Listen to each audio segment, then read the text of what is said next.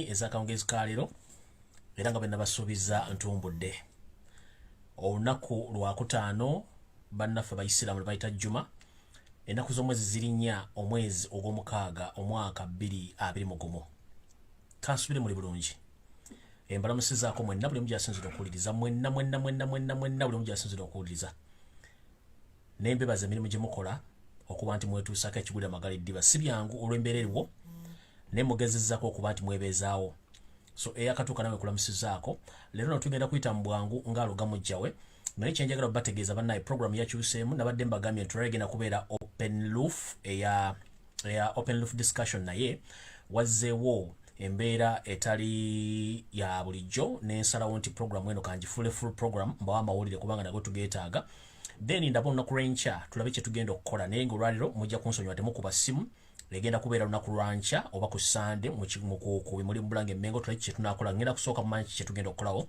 naye ng'olwaliro ngenda bawayo information mugiwulire bulungi nnyo mugikkaanye mugiteekeko amatu mujja gitegeera bulungi nnyo so awo saagala nnyo bariisa nti open discussion tegenda kubeerayo ginabadde mbagenda egenda kubeera open roof tegenda kubeerayo so nno saagala bariisaayo nga bwe nabagambye nti abantu abasinga obungi mukozesa data ate data wa bbeeyi njala kubatumirako mwena bannayuganda olumu gyasinzira okuwuliriza yenna gyasinzira okuwuliriza ku buli kalu kwonna kwoli leero sigenda kwogera nsi okusookera ddala nga sinatandika vidiyo eno njala osooka okubaza bannayuganda mwenna buli omu gyasinzira mu nsi yonna gy'osinzira okuwuliriza mbebazizza nnyo oba mbebaza nnyo obubaka bwemwansindikidde ow'amazaalibwa obwadde obuwandiike obwa voice note abampadde amavoko aga birthday n'abampadde ebirabo nammwe mbeyanzizza nnyo mwebali nnyo mubalire ddala temujjanga okwo laavu gye mwandaze yabadde ya World Cup so nno mwebali nnyo mubalire ddala so mwenna mbabazizza abasobodde okumpa birthday message mwebali nnyo mubalire ddala buli omu gyasinzidde okuweereza ka message konna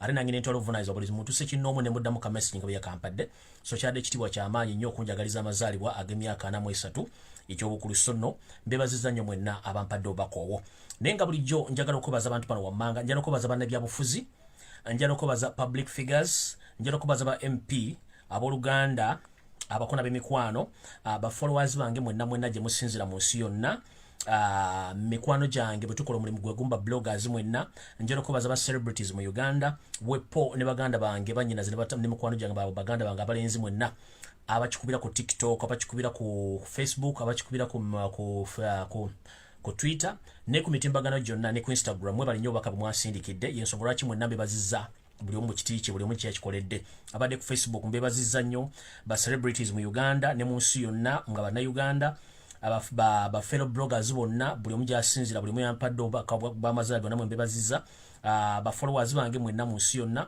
ab'emikwano abooluganda bako ba MPs mwenna ba public figures mu Uganda ba politician wepo n'abantu mwenna abampeereza obubaka mwebali nnyo mwebalire ddala mwenna mbagattidde wamu era nembebaza nnyo mwebali okumpa obubaka obw'amazaalibwa temujjanga okwo mu ngeri y'enjawulo leero ngenda tumirako abantu batono nnyo then ngende mu maaso sinatandika kigula lugi nkyatandika njala tumirako abantu bano ku byalo bino gye nakulira kuba nakulirako ke Masaka abantu b'ebyalo bino gyala batumirako bw'omanyi nti osibuka Masaka mu kitundu kye bayita Kijonjo ow'Ekijonjo nkulamusiza ko buli mu kibuga boli Bweru oba oli Kampala nga wakulira Kijonjo Masaka Nkuke na Luzaali nkulamusizaako ng'oli w'Enkuke oli w'Ebukeeri we na Luzaali nkulamusizaako nkiddamu bw'omanyi nti wakulira ke Masaka mu bitundu wano wammanga kuba nabeerangamu nnyo ng'oli w'Ekijonjo oli w'Enkuke oli w'Ebukeeri ne Naluzaali mwenna mbatumiddeko nnyo mwebale nnyo okuba nti mungoberera kubanga ebyo bitundu nabeeramu nnyo era mwenna somera mwenna mbalamusizaako mu kitengeesa mpozi namwe ekitengeesa mwenna mbalamusizaako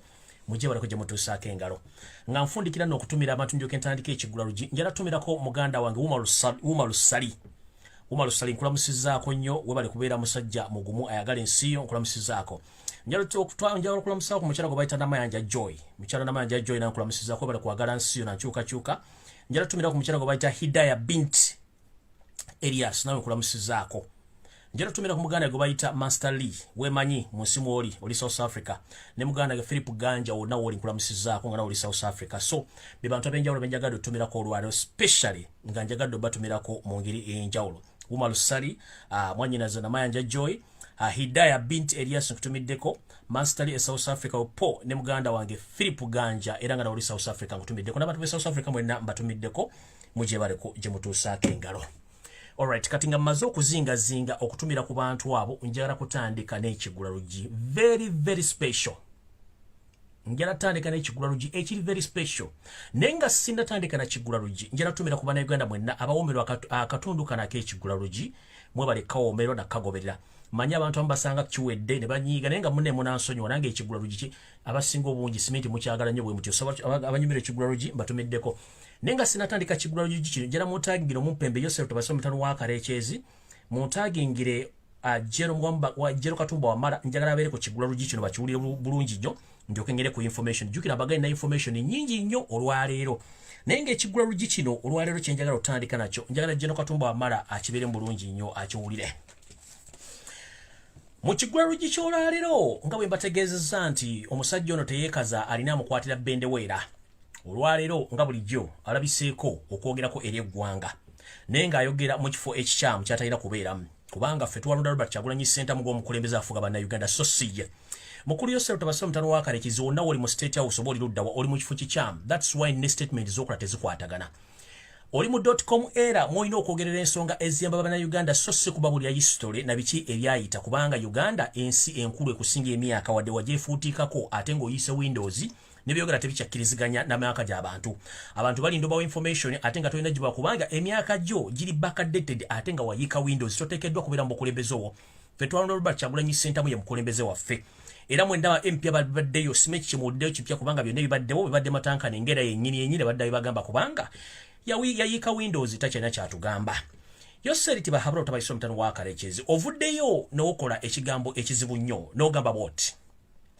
Ogambye nti olwaleero okakasizza nti emmundu eyabadde egenda okutta Jeno Katumba wa Mara yaba ADF era n'amasasi agamukubiddwa ogakakasizza.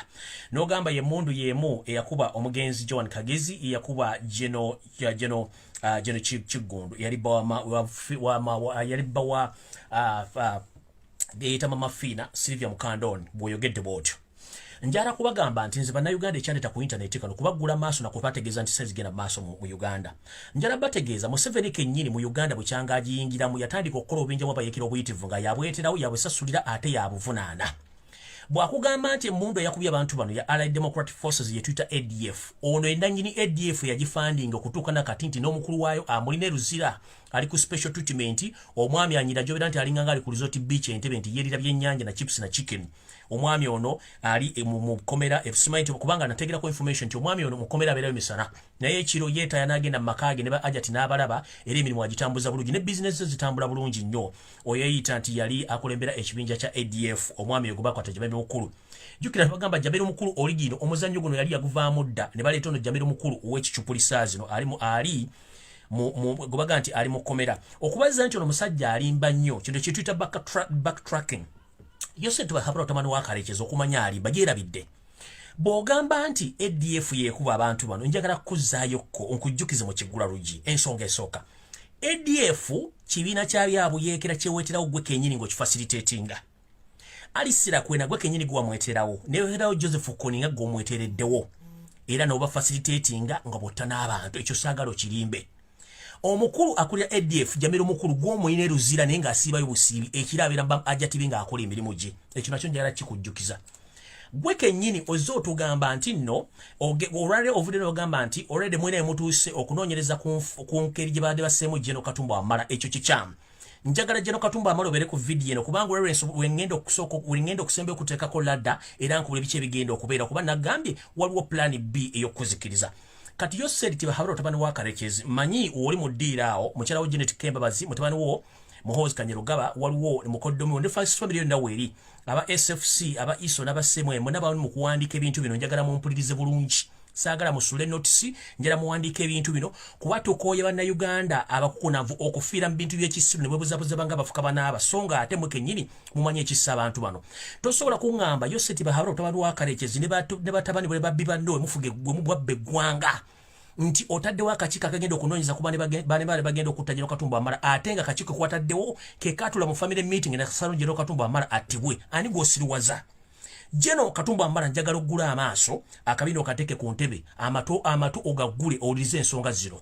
newankubadde nti Abaganda mulina ekizibu kye mulina nti Abaganda mwagala nnyo okwerabisa mu bantu mbwe temunyiiga era muli bampisa nnyo n'ekintu kye mukolera abantu bano y'ensonga lwaki batufutubaddeko batuse n'otufuka omusulo ku mutwe so nga ate si bwe kyandibadde batulaga kale ntuufu tuganye okutegeera ffe twefudde muffe tusinga okubeera hole ate nga neyali asinga okubeera hole ku nsi kuno Jesus Christ oba Yesu Kristo omwana omunazaalesi yakubibwa embooko ffe kennyini abantu twamuwa ne bamukuba embooko n'akumirwa ku musalaba n'afa n'addayo wa kitawe taddanga kubanga ekimuganya okudda luli bamukuba mbooko na misumali ka tulina tiya gaasi tulina embooko tulina tiya gaasi tulina nuclear weapons tulina n'abantu ab'emitima emibi tulina n'abasezi kati General Katumba amala n'Abaganda bonna bali mmaje ne ba indigenous Uganda mwenna bakyasavinga mu UPDF eno message njagala egende gye muli mwenna yoseriti bahabula tabayisura the son of Kareches ntumidde ku ba police mwenna gye muli mu barracks gye mulabira video zino mbebaziza nnyo kuba nti mwagala eggwanga lyammwe mulekerawo okucunya banna Uganda manyi mukungana gye mukunganya mutandika okola videos n'abajasi mwenna banna Uganda ba indigenous soldiers abasavinga eggwanga Uganda namwe batumiddeko I salute you so badde mbera ba police mwenna batumiddeko ba DPC ba RPC ba private mwenna batumiddeko buli woli awo nga muli muka group ba muli makago oli mukola ba TV nkutumiddeko mwe bali kusavinga eggwanga n'aba prison n'aba UPDF mwenna batumiddeko ntandise bwenti yoseriti bahabula tabayisura gwe nanyini ADF era leka tubuzaabuza abantu bano ossa abantu bangi mu Uganda watandika genocide kuba indigenous Uganda slowly nga bana Uganda babuzaabuza ngokola statement ezitakwatagana nga bwogikoze olwaliro 1 oze otta abantu mu category zino wammanga oyina scientific genocide gyokola ngeri mu category ya poison eyo yesooka nokola scientific genocide eya accident eyo yakubiri nokola scientific genocide eya disappearance omuntu naabula nga tazzeemu okulabikako wedde bamuziika eyo weeri endala gyokola gye tuyita ey'okutta n'amasasi ze categories 4 naye nga category zino ezo eza accident zibadde scientific nga nzibu okumanaginga okutegeera ez'okubuzaawo eyebadde enzibu nnyo okutegeera n'ey'obutwa essa abantu bangi nnyo abadde batategeerekeddwa kati njagala kwogera ku specific genocide ebaddewo ba elimination assassination ez'okola ku bannayuganda nga tebategedde nti gwozikola ogambye nti nno mutuse ku kinyusi abantu badde bagenda okuba nti mugenda kufuna abadde bagenda okutta General Katumba amala njala kujjukiza emyaka 35 gy'ofugidde Uganda teri report yali efulumye ku muntu yenna yali attiddwa njagala ogireete abantu bano wammanga wabatisa mundu era notandika okuwayiriza ADF gwe kennyini gye weesasulira abantu okujja nga tebamanyi nti ADF yo njala tandika n'abantu bano mu myaka 35 ozzossa abantu bano wammanga tekuli omuntu n'omu report yali efulumye ntandise bwenti bwe watta omugenzi Dr. Andrew Tankome Kayiira report yafuluma I'm asking you sir did the public of Uganda received or got the report concerning the death of Dr. Andrew Tankome Kayiira? Nowhere. Tugenze maso tugenze ku mugenzi Felix Andrew Kaweesa he was assassinated no report tugenze ku mwoyo gwa ggwanga Kirumira yafa masasi terror report tugenze ku mwami Major General Kigundu yafa tewali reporting amasasi ge gamusse tugenze ku mugenzi Kazini kuba masasi mu njuye namuwoza bamukubye ennyondo terror report tugenze ku mugenzi Abiriga Ibrahim tewali report oyo nno yali wa kibiina kyo tugenze ku mukyala Robina Kayaga Kiyingi eyali mukyala wa Dr. Kiyingi tewali report tugenze ku mugenzi Edward Mugaru eyali omusajja omuganda omugagga mu Kampala yedira empindi tata wange wamutta Edward Mugaru ng'omweralikira nti alina ensimbi watta Edward Mugaru mu ngeri etiisa ng'ate muntu facilitating olutulelwo tugenze ku mugenzi Joan Kagezi nattibwa masasi tewali report tugenze ku Baganda 1,300 abawamba ekibuga Kampala bano baali mu kibinja ky'abayeekera bakwata Kampala ekya UFM bonna be wattira ekitugumu nga babasebusina mundu tewali report yali efulumye n'abalala bangi nnyo ovayo otya n'okinnamboka nga kamuja atudde ku malaalo okangabiriza obugulu otaddeko galubindi obuzaabuza abantu mbusimanyi mbutuyina trace y'abana bamukubye General Katumba amala they shouldn't fool you kubanga kino kigula lugi video tennaba. Let me tell you, General Katumba Wamala, this is the real information. Yourself, Tabasura, the son of Kareches, ordered the camera section of Ugandan police to switch off all cameras in the radius of 2 kilometers within the area where you were about to be assassinated, or in the area where that scenario happened. he ordered the police officers who were controlling those cameras to switch off all the cameras in the radius of 2 kilometers mu kifo badde bagenda okuttira. Kye yakoze to disorganize the public kwe kuddira ka footage akatambudde mu radius ya meters 20 nga kaliko wa boda ke yakoze kodda. Njagala kubuuza mu ntinda yonna Kisaasi gye badde bakuttidde ssebo, kamera zonna ziri ku radius ya mita 2 kweyalagidde boda. Weebuuze lwaki bonna ababadde mu camera section bonna bakwatiddwa why? Kubanga balina footage alaga bano engeri gye badde batambulamu. Remember, camera zino ziri stationed mu bifo nti eno camera 1 wevaako camera 2 yerina obuvunaanyizibwa obukwata ekifaananyi ekyokubiri, camera 3 buli junction ebeera ne footage waayo. Lwaki batulazeyo ka kamera ka radius ya meters 2 zokka? Kamera endala zadde ziraze luddawa okulaga footage y'abantu abo. They shouldn't fool you. The mission was organized and well funded by the State House, chaired by Joseph Tabasura, the son of Karekezi, to finish you. The plan B is in the way. Ekyo kibadde ekigulalo kya Muganda Katumba Wamala. So wegendereze nnyo ng'ogira okweka ngulooza nti bano abantu bakwagala nnyo tebakwagala. Ekyo nno kye kibadde ekigulalo kyaleero. Yoseri tebahabulekera okubuzaabuza bannayuganda. Obatidde ebbanga ddene nnyo nga babuzaabuza olw'okuba tewaddewo social media ng'abantu balina okumanya ebintu bino. Eno yali message yo nga wakava mu nsiko, mugiwulire bulungi nnyo kati bawulira ebigambo byoyogera. Eno yali message yo. It will not do for you to be a DA in a district and people are murdered and you don't arrest the murderers. It will not do for you to be a district police commander and people are being killed in your district and you don't know what's killed them. This will simply not do, will not work.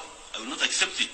I will not preside over a country where a Ugandan is killed and the authorities do not know who has killed him.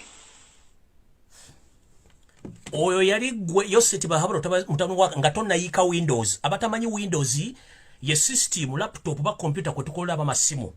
Bwe banga Windows yayika esimu tebaako kyekola laptop tena kyekola. Kati n'omwami ono yayika Windows okujja mu public okuyimbanga bannayuganda lwazze okwogera n'ababuli ya history omufu nga attachment bali mu system etta abantu.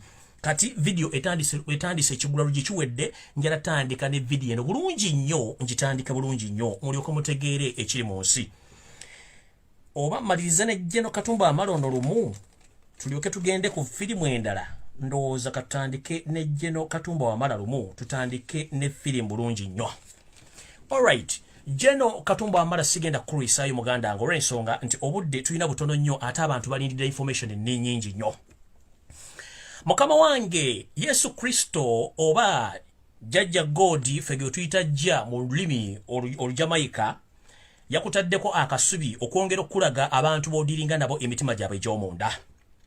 Olunaku lwatusimatuse ennyanga za Walumbe Ttanda, abantu bano bazze ne batula ku lunaku olwokuna mu State House Nakasero ku ssaawa 3 ez'okumakya.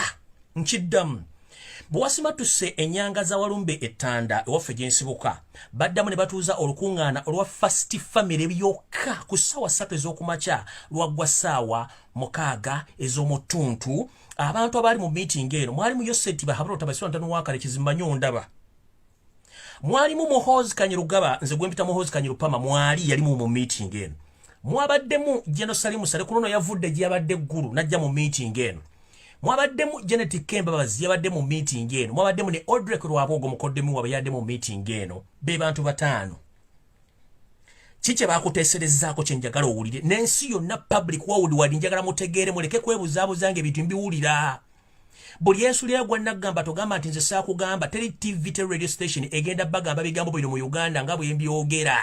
Kubanga abalimbidde ebbanga lya myaka 35 ng'enkoko bagiyita ssekoko bagiyita nte ng'ente bagiyita ngamiya. Ebintu ebikyamu bitakyakola mu .com era.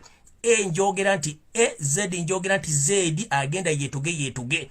Bino byenjogera batuba mu democracy nsobera obyogera mu court kubanga nina obujulizi obulaga nti mmwe mbadde mukola ebintu bino ola alongo ng'abantu basirisa tesinze nzekka. Abantu bangi balina obulumi ku mitima mwabatira abantu baabwe nga mwebuzaabuza. Kati nze Jeno Katumba wamala kankugambe muganda wange nti embulire tefa yonna ebyange kambi kugambe ebyebadde mu meeting eno. Bwasimatuse okufa Yosef Tabasira mtono wakale siteyalidde mmere nenkubulira nti tebakulimba nti ba assassins bakyaliyo. nakubulidde nti baali bakulumbye ku ssaawa 2 n'ekitundu bakutte bo bagende bwewalemwa bano bavuga badde wa mukama wali yabawadde omulimu gye nakubuulidde era badde bagenza otuukayo bulungi nnyo nga mission emaze obbalema baba bakutte ne babatwala embuya babasanyizaawo ku ssaawa 5:15 ababasanyizaawo ne bakubuulidde togenda bafuna baafudde kyawedde ebyo yazze okwogeranga ye story zakola buli lunaku Musevendeke kwebuzaabuza nga afukaana aba oba leka kwebuzaabuzanga muziba atunula mu kolansi ayagala okusala ekkubo bw'ateekayo omuntu nawulira sawundi tamanya mmotoka wagyeva eva kyengulu eva kyemmanga kubanga amaaso tegalaba kati bannayuganda badde ovuga ebbanga lyonna ffe tetuli basiru nti tuli bawumba tuutu Musevendeke tubuzaabuza nti gw'osinga okutegera mu Uganda kyokka ekituufu nga wayiika Windows ne family yonna mwayiika Windows temukyanna kye mutugamba kati gw'okubuzaabuza bannayuganda n'ojja bagamba simanyi ADF nga yiyo gwogisasula nga ne mundu mu Uganda kitegeeza nti omuntu ali private akizibwa kukwata mundu ng'emundu zonna ziri registered amasimu ga registered nga ne pichipichi ziri registered kamera zonna zikola buli junction yonna ongamba otyambo kamera footage mwafulumiza ya radius meters 20 nga ate ntinda yonna n'ekitundu ekya byonna ku radius ya kilometers 2 mwalagidde police switching off cameras to hide the evidence kati ntandise bwe nti Jeno Katumba Wamala muganda wange wuliriza bulungi nnyo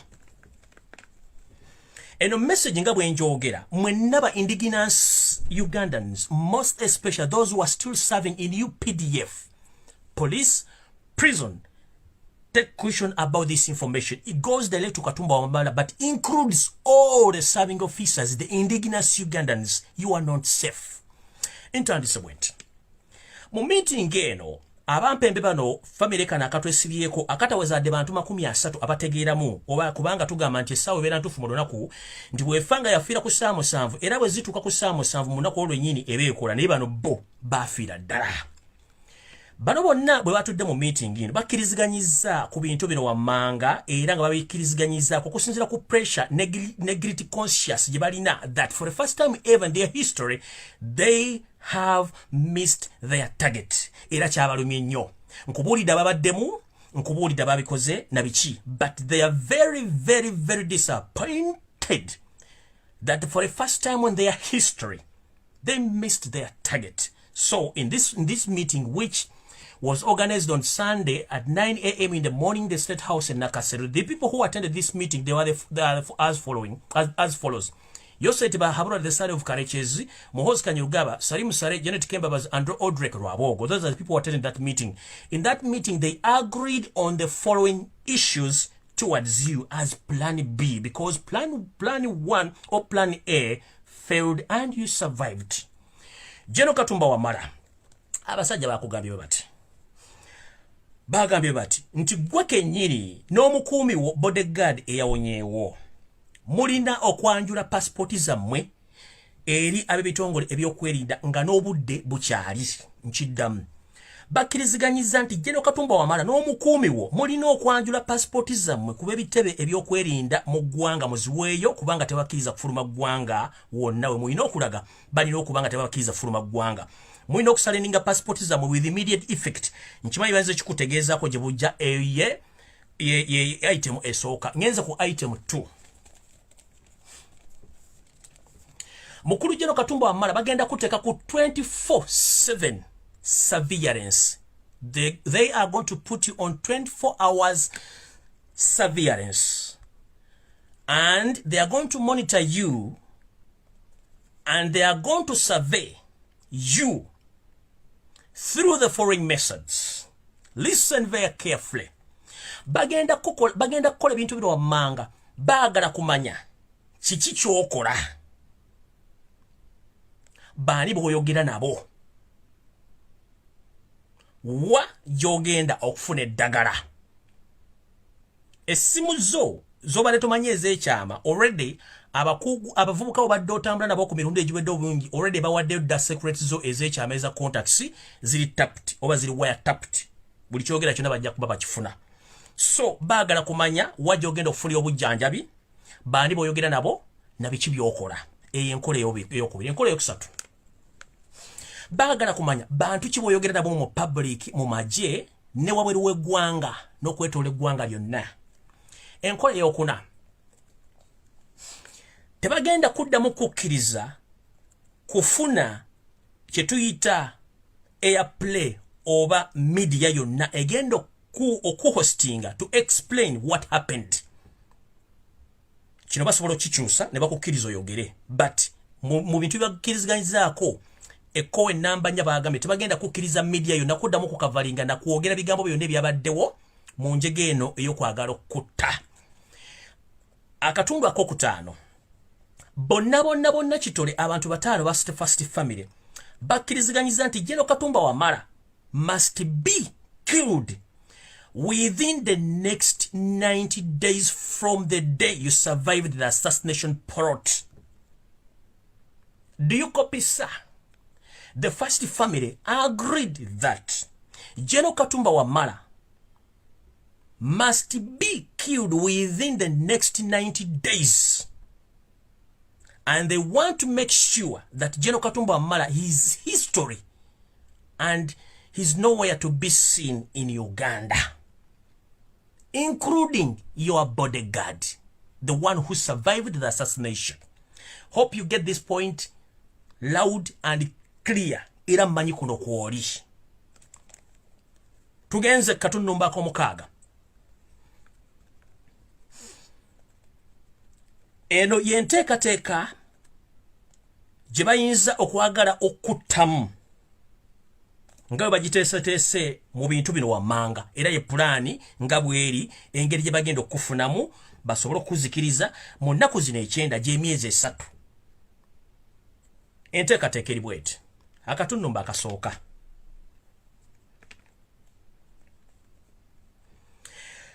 Kakano bagambye nti General Katumba Wamala bw'anaalinnya ekigere kye mu ssetteeserezo wa ggwanga kye tuyita Parliament, n'ogeza obubaka olubuulo olw'ekigere mu kiriro ky'emmere ekiri mu Parliament gye tuyita kantiini, bataddewo omuzibu ennyo owa SFC olwo tawadde butwa abaweta mpisi kundi, era oyinza obutawona mu byokulya byinza okulya mu kantiini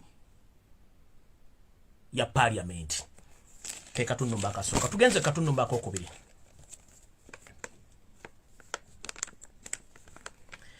Akatundu mbakokubiri bagambye nti singa onogezaako genda mu ddwaliro lyonna eriri mu Kampala limanyikiddwa eddene badiployinzeeyo dda abasirikale baabwe aba SFC bakanywa musaayi abasobola okumaliriza mu ngeri yonna esoboka.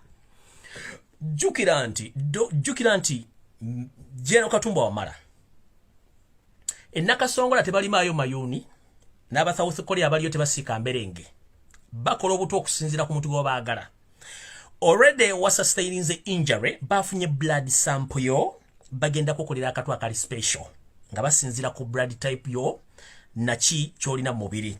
So eddwaliro lyonna w'onoolaga mu Kampala limanyikiddwa badiployinzeewo dda omusawo nga wa SFC nga bulijjo.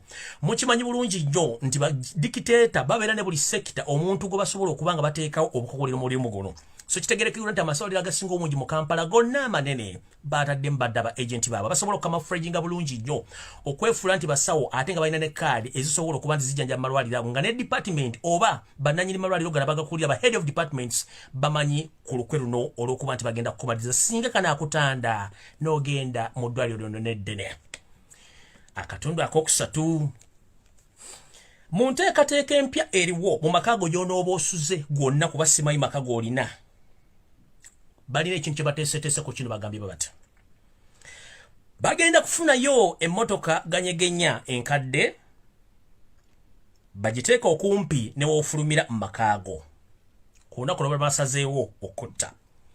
Ku olwo olunaku baliteekawo omuvuzi wa lundaaganya nga yeeyambalidde nga bano banneekolera janga abayola kasasiro abasajja basomba amanda ku kyalo, naye ng'ono musajja wa SFC ajja kuba nga alina omugemera wala nga ne mu radius ya mita 5 okuva kujja kubaako abamuyamba kola olunaku okumaliriza. Nkiddamu eno kama freji y'amaanyi nnyo ate oyinza obutagisukka. Bagambye nti bayinza okuddamu okukozesa akakodyo akalala era bagenda kufunayo ekimotoka ekikadde kye banaateeka okuliraana ewwo mulyango w'ofulumira mu kkoweri erimu, era bajja kufunayo omusajja ow'akagaali aneefuula nga masiikiini bano abayoola ebisaaniiko oba batunda amanda kunaku olwajja kubaawo naye ng'omusajja oyo ajja kubeera the top hitman wa SFC naye nga ne mu radius ya meters 50 oba n'okuba mu bumpi bwawo nga waliwo abalala abajja okuba nti bamaliriza omulimu guno.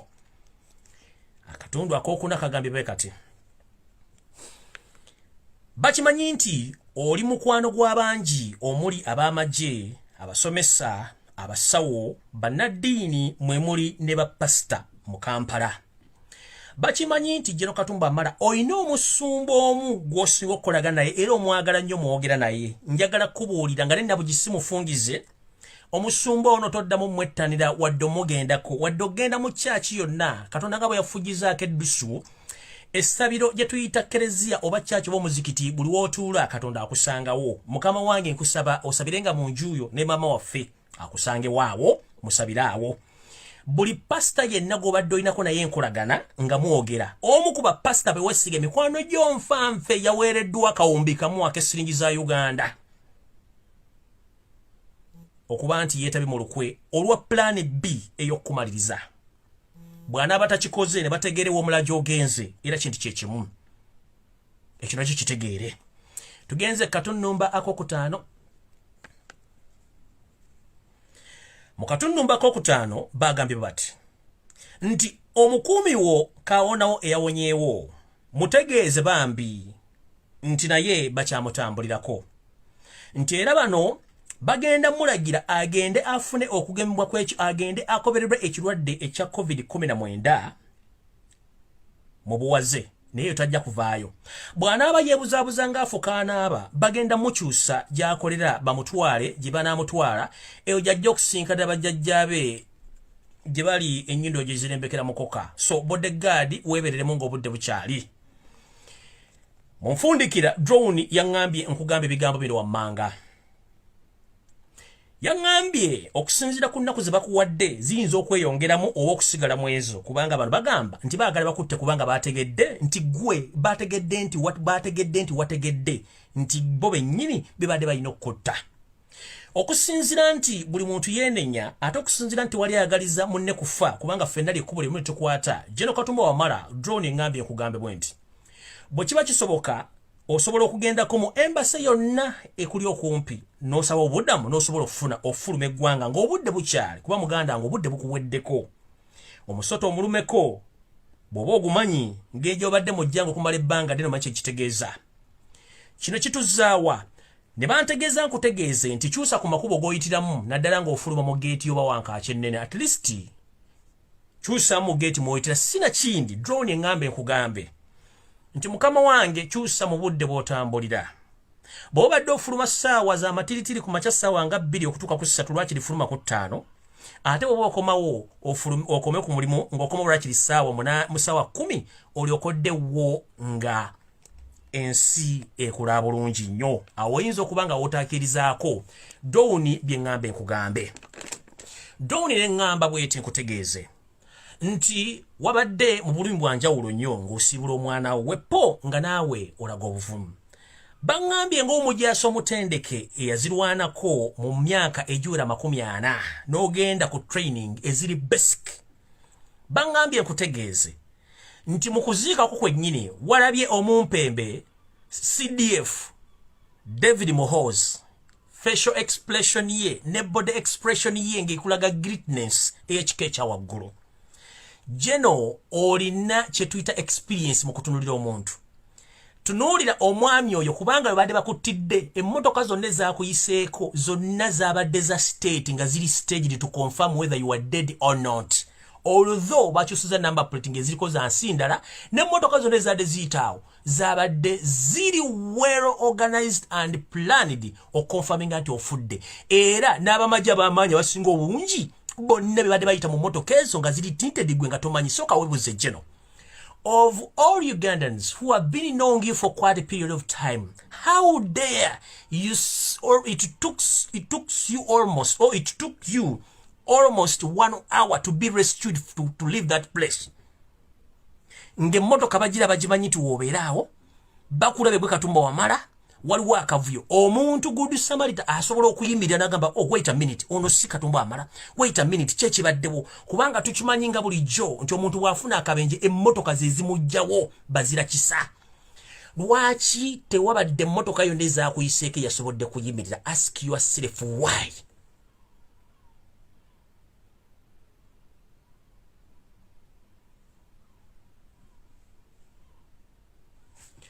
babadde mu radius nga batambula ba monitoringa bennyini babadde ku lumbeero oyo CDF David Muhoozi kennyini ye yabadde mu area nga monitoringa okufaako ne banna abalala era bwe yazze okusoma speech mu kulembeze yamuwadde tunuulira bwe yadde atunudde bw'ati ekyamuyambye nti yabadde ataddeko mask era speech yagisomya atunudde wansi bw'ati tunuulira abamagye bonna abazze mu lumbeero n'abazze okukubagiza buli omu yazze ng'akimanyi nti you survived era nga bali guilty conscious bonna mu ngeri yonna esoboka nga bakimanyi nti wawonye naye tebamanyi kyagenda kukolera so muganda wange taata wange eyo ye plan B eri mu kintu kye bagenda okukolera ekyokubiri kati eno sekyutalatireka yezze olwaliro owekitiibwa Dani Muliika Katikkiro waffe eyawummula taata wange gy'oli nkulamusizza nnyo webaleko gy'otuusaako engalo drone engambe nkutegeeze nti naawe ebyokwerinda byo bitereezeemukko olw'ensonga nti bakutadde ku lisiti y'abantu abayinza okuba nti bawunzikibwa kati naawo nsabiddwa to the public demand nga sinagenda kubazanyira information endala Jeno Katumba Wamala ebintu bino oyinza okwagala obbiriisa empiso oba okuliisa ebijanjala empiso njagala owuliriza voice note endudde public demand bangambye njibaddire mu bannayuganda bagiwuliriza batagiwulidde nti abantu bano bagenda okukola ekintu ng'era kiriwero plan mu voice note gye nazajja mu video yasembyeyo eyabadde ey'omumpembe Odrek Lwabo nga yabadde mu plan eno naye nga mwali mu first family okuttibwako okusulibwa kwa kadaaga okulemeza tumusimbe mutebire ne plan y'okujooga n'okumanyira bannayuganda okubatuusa nti bagenda kufuuka bambula mu nsi yaabwe bansabye public nzire munzanye voice note eno nga kwoli n'abala kwe bali bawulye bulungi nnyo ejjogo ly'abantu bano ndyoke mbawa information endala eddako mwawulirize bulungi nnyo era Katumba Wamala wulira ebigambo bino wammanga ndyoke mbawa information endala njizanye wakati kubanga njagadde ogiwulirize nga n'abantu abasinga obwo gye bansabye dudde public demand nzire munzanye voice note eno mugiwulirize bulungi abatagiwulidde mulyoke mutegeere bulungi nnyo yiyo Nankabirwa somewhere in the Prime Minister's office. Then they let Rugunda go and sleep. I defended Mutabire at the bed sure stays there. I made sure Mwakanes gets the contract going. To get it is a sick man, anytime he will be dying. It's going to reach a time when he needs chemotherapy. But you know, when you start chemotherapy, you are dead. You are literally dead. Actually, I told him never go for chemotherapy. Take any other form of medication, especially dietary medication, if you still want to live. If you start chemotherapy from 4 years, you get 3 years. You further do chemotherapy from 3 years, you get 1.5 years. Then from there, you get 7.5 months. So I told him, just there, no, you leave it at that. And really, things are working out. Okay? And they're moving. So we need the Prime Minister. We need a different status controller. We need a different PPS. We need a vibrant and useful, very useful minister in charge of presidency. We don't need this silly man. Then when we go to the ICT, the government spokesperson, the person in charge of the media house, should be somebody very reasonable. Very reasonable. Very reasonable. See how Donny Wanyama has been doing his business. Things have been okay. They've been moving very well. Now we have to fight and make sure that we have a very good vision group head. If we fall short of that, then we're not going to do enough. So we still need total control. Now there are particular people we need to weed out to the Uganda Broadcasting Corporation. Because if we leave it the way it is slowly getting hijacked and giving platform to useless things instead of promoting what we already have. They normally want to just to charge me when I take my advice there for my businesses. I told them we are going to make it. And we're going to make sure that things, work out. Now look at the stroke that happened in Kenya. They thought I'm going to lose anything. Why would I lose anything? But how many people have lost the market? For me, I do my business diligently well. So whatever happens outside that, I don't care. I don't care. These days, the Maramelun has made me topic of the year. Do you think I care? And you see, for you, I know. You know how these things have been happening for long. You cannot be that ditched.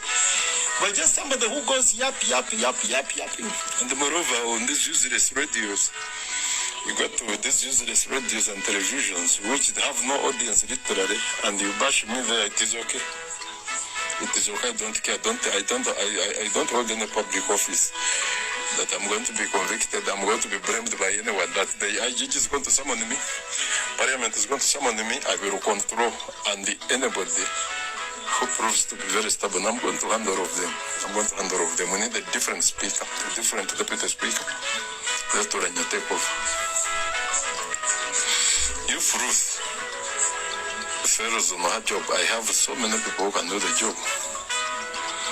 Sarah rejected. It was like, no, me, I'm loyal to Kada. Said, you know, most of you people from the East are simply stupid. You're literally stupid.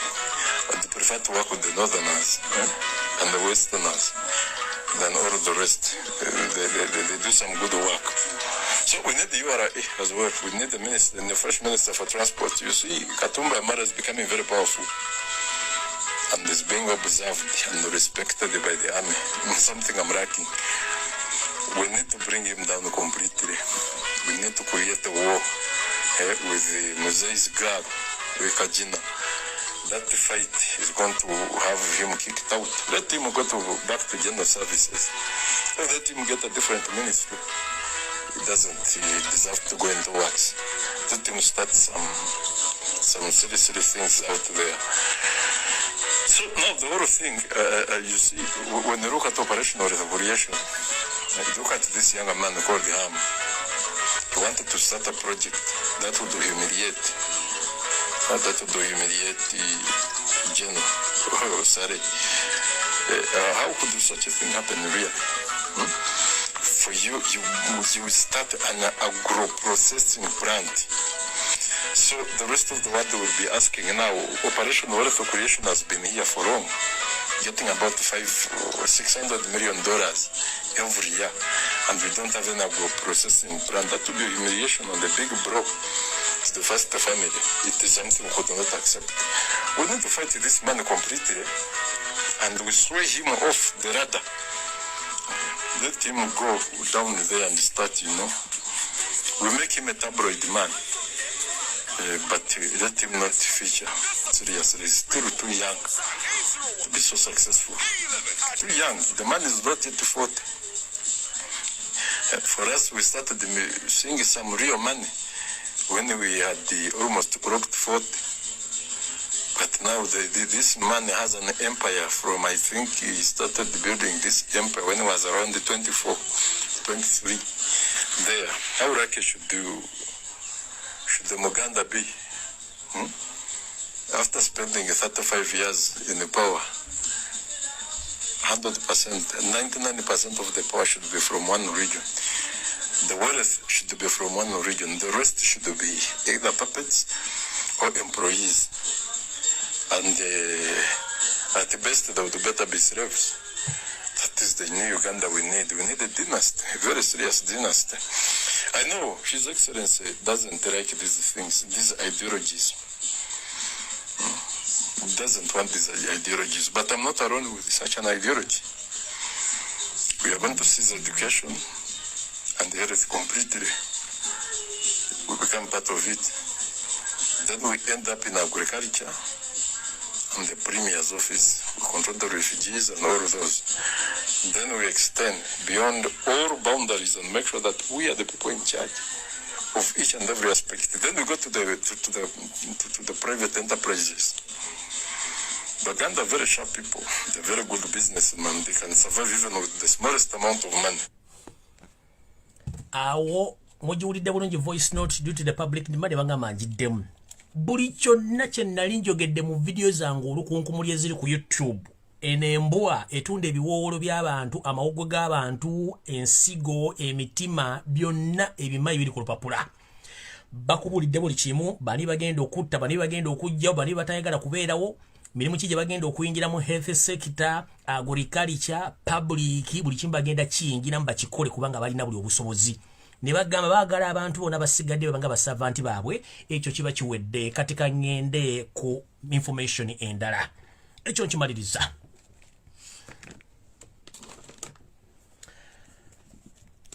njala muntagingire wano muhozi Kanyerugaba ne famire yammwe yonna njala tegeeza public nti ekitongole ekikuuma omumpembe yosere tobasira mutano wakale kibaita SFC kino nga tekiri mu constitution ya Uganda amajaga kuuma first family y'ababbi abali mu kulembeza obutali baabwe before nga sinagenda eyo nchumide ku mukulembeza Robert Kyagulanyi Center mukama wange ngenda kusaba n'obuwombeefu ensonga zino nga bwoziwulira zino sikusiika binyeebwa bana basajja ekyakwatisa emmotoka yo baamanya nti emmotoka bw'ogisigaza tewali agenda kukuba ssasi kebere bbomu kakibe kikompola ono yennyini lwabwogo ne banne ne basala bakwate emmotoka yo olw'ensonga nti obagituulamu baali tebasobola kufuna bakwagala bakufune mu zino fragile vehicles ne basobola okukubira ebyasi ne bakuttirawo weewuunye Foster General nga talina amadika Foster General talina mmotoka mu following emukuuma lwaki kubanga muganda lwaki kubanga indigenous Uganda bo bazirina kati mukama ngenda kusaba n'obuwombeefu okusinziira ku kire ky'obudde nga bwe kitunudde n'embeera y'obudde ngenda kusaba tuwe press conference obuulira abantu account number oba ya URA banna Uganda bagenda mwezi gumu baagala kusonda sere za URA emmotoka eveeyo lwaki emmotoka ogisulenga mu busuzi oba si kujusula mu busuzi ogitambulenga n'amafuta bajja gagula bakuuma obulamu bo ensonga lwaki baatwala emmotoka eno balina mission y'emu ng'eyakatumba wamala kubanga emmotoka bazimanyi basobola zisasira amasasi mukama wange Kyagulanyi Robert Center osabiddwa banna Uganda n'obuwombeefu ovayo tukole press conference ng'oze ne bank account oze ne mobile money number oba sente zonna abantu baziteeka bali willing okusasula emmotoka eno mwezi gumu nchidda mukama wange Robert Kyagulanyi Center okusinziira ku information gyenfunye emmotoka eno baagiwamba nga baagala kuteeka mu target ya bakusanga emmotoka yonna gye baagala bagikuba amasasi bukole ki oveewo baatula ne bateesa nti bakuggyeko emmotoka eno osigale ng'oli mu target kubanga eyo amadika ne baali gikubye ekikompola oba bagikuba amasasi baali tebasobola kujjamu kubanga emmotoka esobola okutambula esobola okutambula kilometers endala 10 nga tennakola ki tennawummula ne bagikuggyako basobole okuteeka mu target kati bannayuganda bansabye nkutegeeze bakolera press conference oba bulira account ko bagenda oteka sente oba mobile money oba bank oba account ya revenue authority sente zino bali willing ozisasula mu mwezi gumu emmotoka eveeyo oba osula mu nsuli oba ogigenda mu ku beach oba ogifumbiramu naye ng'obulamu kyekikulu ekisinga byonna kubanga abantu bano bali willing nnyo okukola kye bagenda okukola okusinziira ku information gye nabawadde luli neno yennyini olwaliro se mukama we bansabye okole press conference oba bulira sente bagenda oziteeka people are willing to pay sente za revenue obukadde simanyi enkubi 3 babusasule emmotoka bagikuwe ogitambulimu kubanga ekitali ekyo mukama waffe wandibanga naawe oli mu nteekateeka y'emweno kyakugisaako emmotoka kati ngenze mu maaso bwenti ekitongole ky'amagye ekikuuma famire y'ababbi abaffere abayika windows bo nga balowooza kimu arrest and kill ekya SFC kino kimaze ebbanga ddene nnyo nga kyeddiza ettaka ly'ekalangala eri abantu bakikinoomu n'eryalika erya gavumenti n'ettaka lya Buganda njala tegeeza eggwanga nti bano baazimbye ekkomera eriri mu mazzi the underground water prison baalizimbye era lyawedde ekkomera lino litwala abantu 5 bebateekamu ba inmates ekkomera lino lirimu ebisenge ebiriko bye bagenda otteekamu emisota emirala bagenda kukireka nga miggule naye nga ekiro basobola okuta amazzi ne gayingira mu kkomera lino ekkomera lino teririmu mataala lino baalikoze okuteekamu bannalumanya ne ssaalumanya bagenda okujja mu safe houses ez'enjawulo mu Kampala wakiisa omukono wajje bagenda obbajja babateeke muno okusingira ddala ekkomera lino ligenda teekebwamu abantu abaakubibwa obubi nnyo abamenyebwa embiriizi abamenyebwa emikono abagibwamu enjala ababba embiriizi ne zimenyeka bebagenda okutandika okusoma nga kiteeberezebwa nga n'olwaliro ennyini basombye abantu abawerako okuva mu safe house ez'enjawulo okubatwala mu kkomera lino ekkomera lino ku kizimba ky'ekalangala nga liri underground mu mazzi gye baalizimbye ndoza mujjukirako lumu bwe balaga nti ttano ze baali bazimba mu Lake Victoria zaali zeezo zennyini ku zo nga n'endala ziri kalangala eyo ekkomera lyawedde nga lyakomodatinga abasibe 500 naye nga bonna abalimu baana ba Nuupu ate baana b'abantu ekkomera lino gye liri ekalangala lyawedde liri under SFC control ne ISO ingera kati batandise okusomba bana abantu batwaleyo nyongwe kusinga batwalayo abaana bonna batusaka ebikolobero babatwale nga ekigendwa ky'abantu bano baagala kubateekeyo battireyo sina kindi baleme kuddamu kulabikako emisota gino gye bangambye gyaviiridde ddala mu ggwanga lya South Korea gyabutwa ngo gukuluma era towunira ddala ekisinga babagenda kuzika buziseeyo oba okuleka otayirire ku mazzi nga bo bakola ebyabwe tuze mu nkola eya Mussolini neyitira yennyini bana basajja gye balowooza okukola bannayuganda tugenze mu maaso bana abantu kennyini emisoto gye baaguze gya busagwa ngera najjo gingambiddwa nti gyatuuka ku lunaku olwokubiri mu ggwanga nga giva mu ggwanga erya South Korea era gyayingira bulungi nnyo mwegiri ne tugenda kukomera eddala eryazimbibwa mu bisaidi y'ekyenjojjo lino liri mu kibira wakati ddene nnyo liri mu kibira galinga amakane nga manene nnyo muno mbaleeta abaana b'abantu okusingira ddala abantu abababuzeeko nga baali bannabyabufuzi oba abaana abaali abenkanamu nga bawagira change mu bitundu eby'enjawulo muno batwalamu abantu eddwaliro ekkomera lino liri mu kibira nga likuumibwa abasirikale aba SFC oba kwepo n'aba ISO abawera 100 abaligaadinga bwebakuyingiza eno gwe togenda kuddayo ddala olw'ensonga buli gwayingizaayo tadda afa bufi nti ekivundu ekifutuka mu kkomera lino kyokka kikumala okukuttira mu wiiki emu n'ofa ate buli afa tebamuggyaayo kubanga gwe basuulayo ye kennyini mu wiiki emu aba amaze okufa kuba teri mmere teri kye bakuliisa kubanga kalinga kattiro so abantu b'ebundi bujjo mu bibira by'ebundi bujjo mutegere bulungi nnyo nti waliwo ekkomera eryazimbibwa mu bibira by'ebundi bujjo gye balitaddeeyo nga bateekamu bannayuganda abasinga obungi gye bafiira ne batadda kulabikirwako mu nkola yemu yeeyo nga obukodyo buno bwonna kati owamakomera gazimbibwa babujja North Korea wepo ne Vietnam naddala kano akali ekalangala aka underground water prison mujjukira abalaba firimu ezisinga obungi ez'aba Vietnam amakomera ge basima mu ttaka ne bakuteeka mu mazzi ne bakuteeka ku cage n'obeera obwo ge makomera ge gambulwa kuba nti nno liri kalangala naye nga liri underground okuba batadde mu mazzi tugenze mu maaso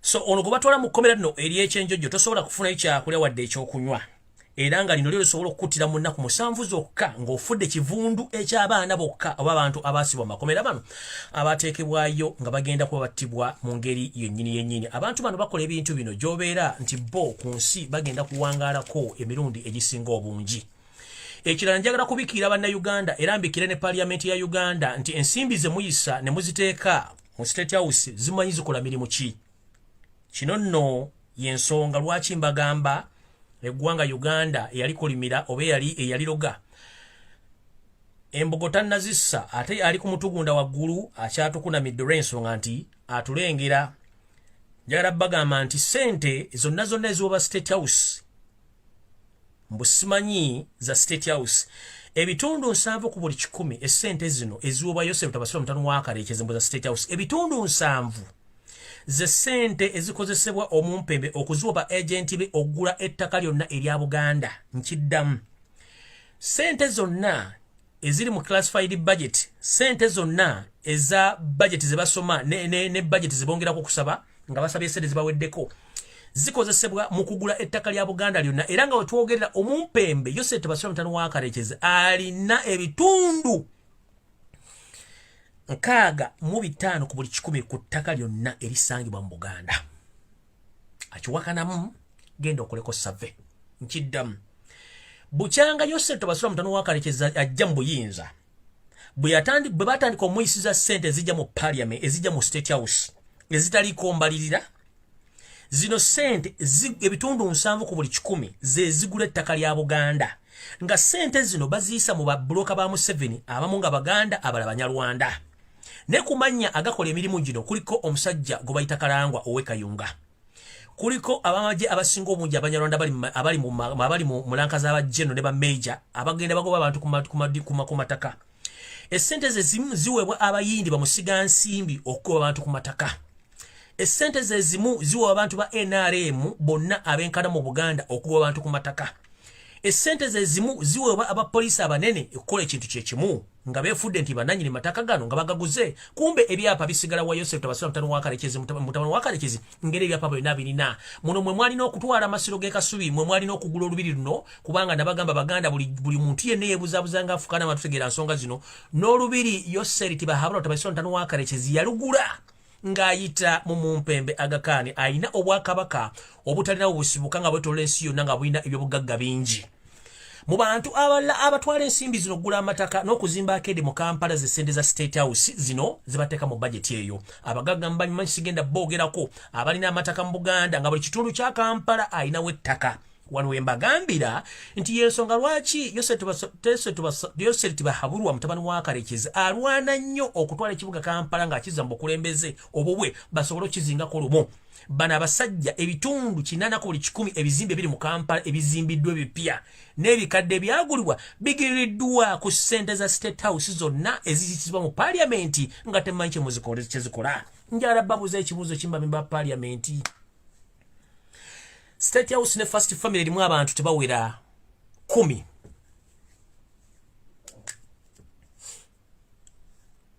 First Family nga bw'olaba ya America nti ya Barack Obama yali mukazi we yali mu ye n'obwana bwabwe bubiri nga abakozi ba State House ba White House bonna basigadde gavumenti ya America yebasasula omusaala.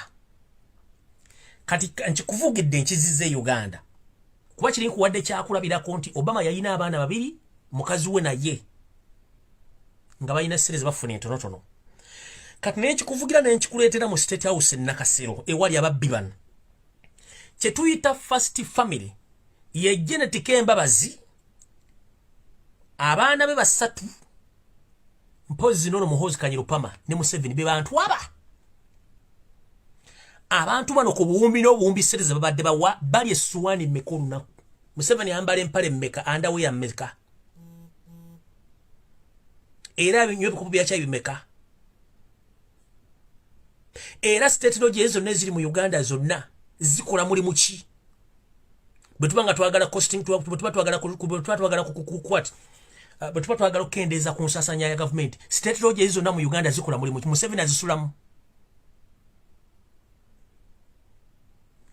Kati ssente zonna ze mbadde musaasaanya ku State House banna kubeera abantu bana okujjako olimu ebintu ebirala bigwamu gamba nga abakulembeze abaveebulayo okujja okusinkana Museveni abamu bajjira ku bajeti za nsi zaabwe.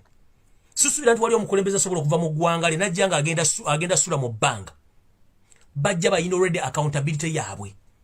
Ekyo nakyo mukitegeere bulungi nnyo. Kabeere mukulembeze wa Rwanda ajja nga alina bajeti ye kibanyiza mu providinga kulya ate State House erimu ebisulu basobola okusula. Zino zonna ssente ze mbadde musasula zimuwa State House kuno kwe kuli bambega bali mu nsi yonna Museveni basasula. Ssente zino zigula amataka nga bakozesa abagagga abayindi n'abagagga bali mu Kampala okugula amataka. Temuddamu kwebuuza ssente ezibagobya ku mataka ziva luddawa. Ze zino ssente ze bazisa mu Parliament Museveni n'azikozesa ozuwa abayaaye okugula amataka gammwe gonna okugamalawo nga n'amataka ga Buganda gonna ebitundu 65 ku buli 100 Museveni yageddiza dda era agalina.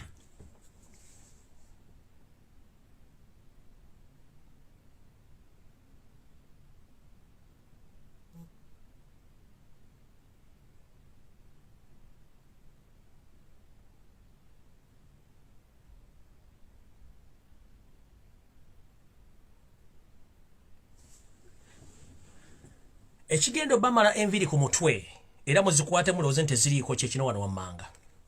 Okusinziira ku nswera zange ez'okukisenge zingamba bwe ziti nga bwe nabagambye nti bano balina enteekateeka ejja buli atali munnayuganda mu system. And this is my last message to all brothers and sisters, most especially the indigenous Ugandans. Whenever you are the most especially our brothers and sisters from the northern Uganda, this message goes direct to you. There have been a game. Museveni and his entire family, they have been playing around on Ugandans. Right now, he ordered his younger brother, General Akandwanaho Salimu Saleh, to station himself in the northern Uganda with an agenda of taking over entire land in northern Uganda. By befriending you, but in particular, these people, they are there to take over your land and to divide you so that he does the same game which he had been doing all along in different parts of Uganda, mostly in the west and the central, that is Uganda. This gentleman, he's good at divide and rule. You have been together, more especially the northerners. But this gentleman tried to divide you through creating rebel groups, including Aris Lakwena, including Ikoni, including other rebel groups which were suited in northern Uganda, just to create divisions amongst you so that he can find it easier to penetrate in the northerners. That's why in this voice note, the previous voice note which I've played, this gentleman said that we are going to do exactly the same thing which I've been doing to overtake 90% of Ugandans unaware, so that we can take all their belongings, including land, properties, and their entire life. So my brothers and sisters in northern Uganda, either you are serving in the UPDF, police, army, or anywhere in the government office, be aware. The reason being that Museveni right now is befriending you so that he can make you comfortable that you are the one in the system right now, but behind the curtain is the one giving orders. Right now, Chief Justice is coming from where? The Inspector General of Police is coming from where? The Speaker of the Parliament of Uganda and his deputy are coming from where? The police is led by who? The prison is led by who? The prison is led by Biabasaja, but there are so many northerners in that service of the prison service and the other sectors. So he's trying to befriend you so that you come near him or close to him, so that you don't get scared. That is good. That is his tactics, because he's good at making his friend. He makes himself so friendly to the people, but with a hidden agenda. Right now, he's trying to bring all northerners together, that he's friend to those northerners, but with a hidden agenda, whereby he stationed his brother Salim Saleh to camouflage, but with the agenda. Let me ask you, my friends from northern Uganda, General Salim Saleh was born in northern Uganda? No. Why is it that the northerners, as we speak right now, are very poor?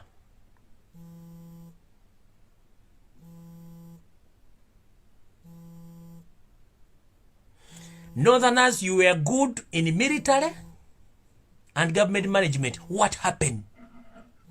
Open your eyes before it's too late. So, buli omu atunule gy'alina okutunula. Baganda bange mwenda abava mu north, abava mu east, kano si katego, kano si kazannyo. Ono lwaboga akugambye nti we are going to befriend the northerners so that we can work together with the westerners. What about the other Ugandans? Where are they? Where are they left? The trick is now is to befriend the northerners so that they can work together with the westerners. The rest of the country is left out. So be very careful in that game. Ask yourself, the man from nowhere, his origin is from Somalia. Now he's situated in northern Uganda. Was he born there? He wasn't born there. Why is he there? At first it was in Kapeka. Was he born in Kapeka? So let me give you the brief history about these people. Museveni is not a Ugandan, that is first. Janet is not a Ugandan. Salim Saleh is not a Ugandan. Muhoozi Kainerugaba is not a Ugandan. Audrey Kurabogo, he can't explain where he was born. Diana Museveni is not a Ugandan. She's not a Ugandan. All their daughters are not Ugandan. They were not born here. So these people are non-Ugandans. So they are there trying to divide you as Ugandans so that you can work with them. But time is going to reach that they are going to chase you away and they take over. Wake up. Don't be taken by those simple occupations, all those created office that they need you. They don't need you. Because when Museveni went in the Luwero Triangle in 1980, after he overthrown Obote, immediately he knew that the northerners, they have been in the army, they are so aggressive, they are good in administration, they have been in government for so long. I can't lead this nation when these people are still strong. What can I do to divide them? Then create a war in northern Uganda so that you distract them from developing. And create a war so that these people, they get tired of guns. And that trick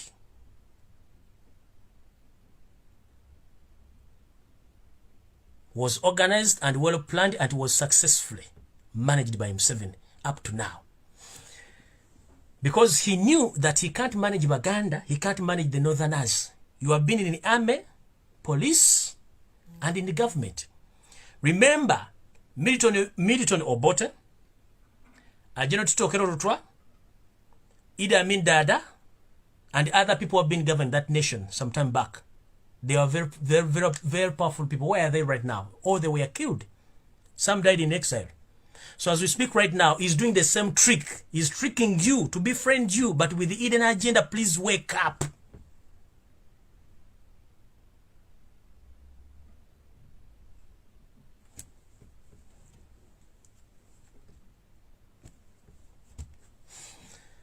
Okay.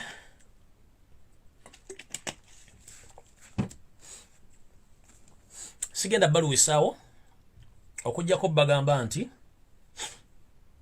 video njimaze. Buli muntu webereremu gy'oli, naye ekisinga obukulu kwe kumanya ensibuko yo, okumanya gy'olaga. Nga mmaliriza, njalako bazanyo bannayuganda mwenna abakola omulimu ku Twitter. Mulumbe World Bank muddeyo ku Twitter. Mulumbe IMF muddeyo ku Twitter. Ensonga enkulu gye tulina okukola kati, ensonga lwaki Museveni atuuse okuba nti azze okwogerako eri eggwanga n'alimba nga talina cabinet. Tekibanga obukyanga lubanga lwa mmini, tajjanko mu public kwogera nga talina cabinet. One, talina prime minister, talina vice president. Prime minister yakwataganya baminisita bonna mu Uganda, yakwasaganya business baminisita bonna mu Uganda, tamulina. Vice president aliwo kiguuma azange ntekuma mu kyoto taliiwo, ne baminisita tebaliiwo. Kubanga ekisooka alinda sente za IMF, alinda sente za World Bank. The moment that gentleman receives money from IMF and Bank of Uganda, buli kimu agenda kimala. As we speak right now, he's preparing his former financial minister, that is Matia Kashaja, to come out on 10th of this month to read the budget. Naye agenda kugisoma, alina munchi kyagenda okusoma, tekiriwo. Kubanga they don't have cash. Jukira Rwanda minister ayina okuteekawo sente n'ebigenderako. Buli Rwanda state minister ayina okuteekawo sente n'ebigenderako. Banka temuli sente, bannayuganda baavu, mutunde poliisi zonna mu Kampala n'emirirwano. Buli muntu yagula pikipiki n'ogikosa boda. Pikipiki bagitunda mudda spare kubanga ebigenda maaso mu Uganda, mukitegeere bulungi nnyo. So, business ya boda naye agala gibagobako. Tekigenda okugenda maaso. Bannayuganda mwenna basindika sente Kampala. Era balina bank account mu account mu bank endala njala bagamba. Era njanga maliriza. Mwegendeze nnyo nga musindika sente. Ekirala, abalina account mu bank ez'enjawulo nabagere mukendeze ku nsimbi zammwe. Ekyokubiri, banka zino Museveni akikola kamanye ng'akoza n'owebbwa okuzitta. Sentina leyo gye mulaba yatandikwa n'omusingi ogw'abasajja Abaganda abatandika banka eyo. Naye omusajja omu ku baali empagiruwaga, or the strong pillars of the people who started, or the people who initiated, or the people who started the Central Bank, he was recently assassinated silently before his boss, Dr. Sepira Nkizito. Tebamubika wantu wonna yafa. Ye yali omutwe gwa bank oyo ne basooka bamujja omwami oyo yafa. Lwakuba tebamwogera mawuli, tebamwogera nnyo, bamutta silent, bamusitisa butwa. Then Kagezi Munyu eragikulira Dr. Sepira Nkizito ne bamujjawo. The moment kasabajjawo Dr. Sepira Nkizito bank etandise okufuna ebizibu ebyenjawulo. Mu kufuna ebizibu ebyenjawulo gwe Munnayuganda gw'olina okwebereramu. Banka tuba tujagala nnyo ng'etambula nnyo naye kati efunye obuzibu. One, abantu bagenda okujja sente baga nti sente teziriijo naye ng'ate sente n'ozikulaga zituuse. Omuntu bw'agenda okusaba sente zamugamba alindako ate sente ze nga ku akawunti gye ziri naye nga zimulaga tezikola kiteziriijo. Ekyokubiri, charges bakyajinga abantu kati withdraw ne deposit ne sending omusolo gwe basalako sente mpitirivu kati. Bangambye kati bw'osindika almost million 2 bakujjako emitwalo 3 charges sente nyingi nnyo kwegamba buli kintu kitambula bubi nnyo ekyokubiri nga nfundikira bannayuganda mwenna gye muli nsaba n'obuwombeefu tugamba lubaala embeera nga n'ebiro kwotadde mugule masiki bannayuganda mugule masiki muzambale ekyokubiri mwewale ebifo eby'enzigotta omuli abantu abangi nkiddamu bannayuganda mugule masiki muzambale masiki ey'ennusu 2,000 tejja kutwala mu ddwaliro kujjanjabisa bukadde 610 njagala musoke mukole calculation ng'obudde bukyali ekirwadde kya ssenyiga 19 kitambula wadde ffe gavumenti yaffe ekyakikwasizza omukono omuyabayaba olw'ensonga nti babbi naye ng'ekirwadde kyo mwekiri mbasaba n'obuwombeefu mugule masiki muzambale masiki ya 3,000 oba 5,000 ejja kusevinga obulamu bwo n'ensimbi ze wandiyonoonye eziri mu bukadde n'obukadde ng'ojjanjaba ekirwadde kino bw'oba ofunyeemu obubonero bwonna obukulaga nti olina ekirwadde kino waliwo enzijanjaba yaffe ey'ekinnansi gy'osobola okukozesa ng'okweyoteza kasita weeyoteza ojja kuba ng'osse obuwuka obukuleetera ekirwadde ekyo ngenda basaba buli lw'ofuna enkenyera mu mbeera yo eya bulijjo please nkusaba weeyoteze kozesa eddagala lyaffe ery'ekiddugavu kamba we ebirungo by'olina okukozesa ekisooka osobola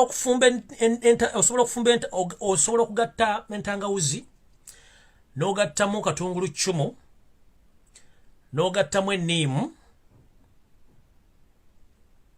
n'ogattamu n'akatungulu n'obifumba n'obinywa nga byokya ekyo oba okimazi osobola okukozesa ebyenda eby'embuzi n'obifumba n'obinywamu supu nga tobisiise nga byokya ekyo kisobola okuyambako ekyo nga kiwedde osobola okukozesa okuba nga onywa caayi asukka mu bikopo ebyonywa buli lunaku nti ku makya osobola okunywa ekikopo kya caayi kikozese nga totaddemu sukaali caayi yennyini omufumbo oteeka amajaani agamala omunywe ng'ayokya omunywe ku makya mu ttuntu akawungeezi ne obanga ogenda okwebaka making sure nti bw'ofuna enkenyera ey'obutassa bulungi okozesa nnyo ekintu ekyokya naye ng'ekisinga obukulu okwetangira kisinga okujjanjaba masiki ya 5,000 esinga obukadde 610 ogenda okukozesa okujjanjaba ekirwadde kino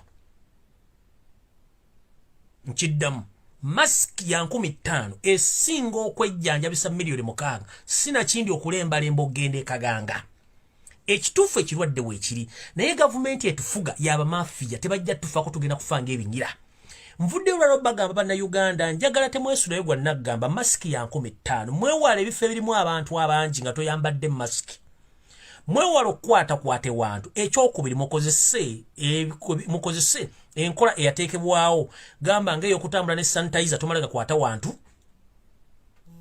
tolyalya ku buli kintu kya muntu beera n'ebintu ebyo by'okozesa mwabalya ku nsaniya nga mulyamu muzeegendereze onywedde ku kintu ky'omuntu kyalese ku mmeeza ekyo mukiveeko mwewala ebintu ebyo ekyokusuba ekisembayo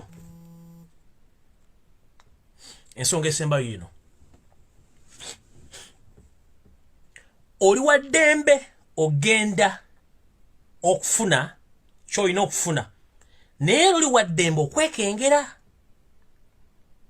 mu mbeera emu oba endala kubanga kikkakatako nga ggwe constitution ya Uganda ekuwa eddembe okusala okulwenga ggwe omuntu omukulu ne bw'oba owulira ng'olina kyeweekengera nkusaba togenda bw'oba owulira nga tolina kyeweekengera genda naye nga kyonna tugamba nti okwetangira kusinga okujjanjaba okwetangira kwekulwa muddeyo mwambale masiki muzigule bw'ofuna enkenyera nkuwadde ekikolo n'eddagala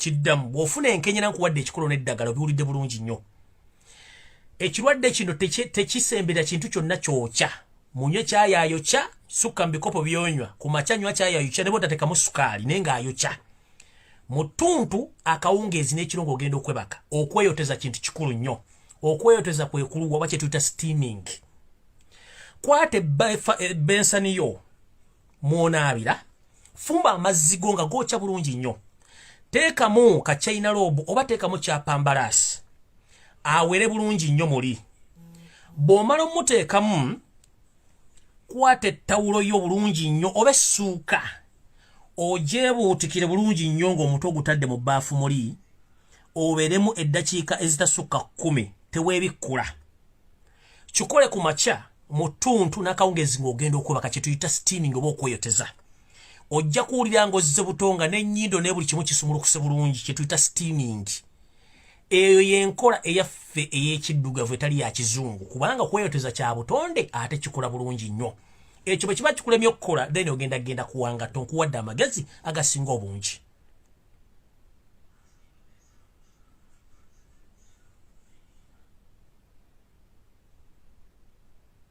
mumpulya bulungi okweyoteza kikulu nnyo anaabatatutte bye mugambye bagamba embulire tefa yonna naye mbabuulidde the fact is saagala mufe mu bintu ebyekiralu ng'ate musobola okwetangira ekintu kino ekijja mu Uganda mask mugigule ya 3,000 ku 5,000 naye mask mugule ezo gy'osobola okuwoza n'ogyanika ekiro n'ekala n'ogyambala ku makya ya 3,000 ku 5,000 naye bw'onoofuna ekirwadde kino kijja kutwalira ssente ezisukka mu bukadde okujjanjaba sina kindi oserengete bajjajjaabo gye baakusooka ate nga si kye twandiyagadde nja kumaliza nga mbagamba ku lwa Katonda n'ensi yange buli omu weebereremu kubanga gavumenti etufuga y'ababbi tebajja bbawa service kubanga n'essente ezimbyako edi morals zonna ezisinga obungi yali mbalirira ya COVID-19 sente bazibba kati bagamba nti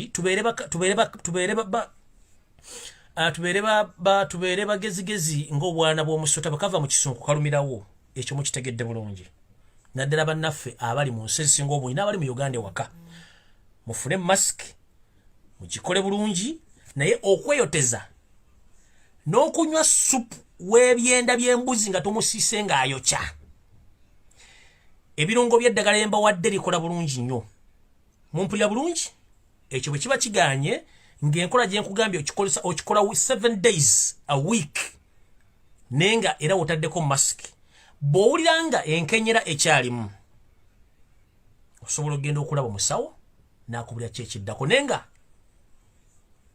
mu ngeri yaffe ey'obutonde ekyo kikola nnyo okulwanyisa ekirwadde ekyo abasobola okuba nti mulina engeri wemusobola okukolerako duyiro naye mulungi nnyo ng'omaze okukola ebintu byenkugambye duyiro mulungi nnyo okuggula emisuwa n'okuggula amawuggwego ng'odduka kirungi nnyo ng'omaze okukola eno system gye nkugambye era osobola okujoogingamu oba mu ddiiro lyo n'odduka ne weetoola bw'oba tolina ddiiro oba ne weetoola mu kisaawe gwe balaba muntu adduka kumbe gwe okeepinga fitness yo n'okuba nti oggula omubiri gwe bulungi nnyo jjukira lw'otuyana ng'obaddemu ekirwadde ng'ekya ssenyiga njagala omuntu alina ssenyiga nga tolina covid ogenda odduke ng'omaze okumira oba omize eddagala ettuufu erya ssenyiga oba omize habo nga wa ssenyiga ogenda odduke mu kisaawe okumala emirundi 5 okwetoola ekisaawe bw'osigala ng'oli kyekimu ojja onkuba engolo nfe kubanga ffenna tuli bantu kugambye joginga kijja kuyamba okukola mukama akumira takumira mpeera naye musibe bulungi mweraba naye nga mumanyi nti ekirwadde gye kiri masiki ya layisi nnyo mweraba